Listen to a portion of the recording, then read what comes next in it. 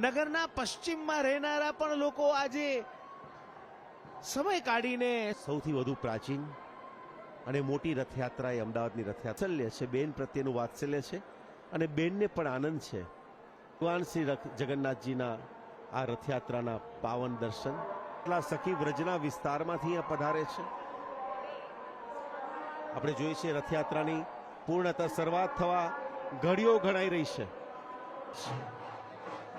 અને વિધિવત રીતે આ 147મી રથયાત્રા નો શુભારંભની આ ઘડીઓ ભગવાન શ્રી જગન્નાથજીને પુષ્પહાર માલા અર્પણ કરતા ગુજરાત રાજ્યના મુખ્યમંત્રી શ્રી ભૂપેન્દ્રભાઈ પટેલ, સાથે છે મહેન્દ્રભાઈ ઝા અને ટ્રસ્ટીગણ તેમજ ગુજરાતના રાજકીય અને સામાજિક આગેવાનો.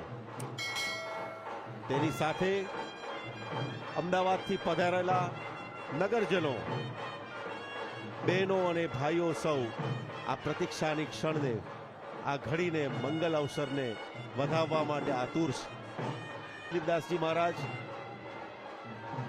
માળા દ્વારા, પુષ્પહાર દ્વારા મુખ્યમંત્રીનું પણ સ્વાગત કરે છે. સીએમ દીકરીને હાથું કીધું તો ફોટોગ્રાફર જ કેટલા ચલો કરી દીધા.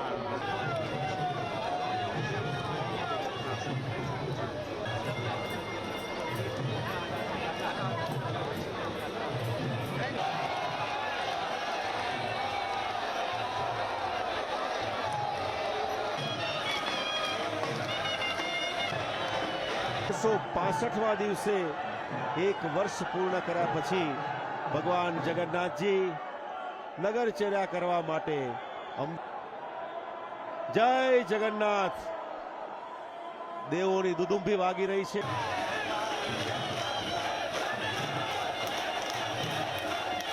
વધી રહ્યો છે.